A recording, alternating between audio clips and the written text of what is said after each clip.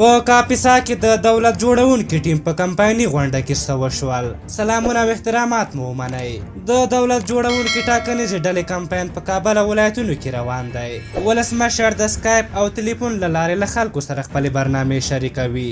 دغه راز د سیمه ییزو دفترونو لخوا د ملاتړ غونډې جوړیږي. نن په کاپیسا کې د دولت جوړونکي ټیم پراخه غونډه ترسره کړه. په غونډه کې په خپل اشرف غني نه و موجود، خو لومړی مرستیال یې امرالله صالح ورغلی و او خلکو ته خپل برنامه وړاندې کړي. د غونډې په پای کې امرالله صالح خلکو ته وایي دا چې ګرمي ډیره د ابجنګي وکړی، وروسته بوتلونه واریږي چې اوس مخالفین ویډیوګانې په ټولنیزو رسنیو کې ښکته پورته کوي.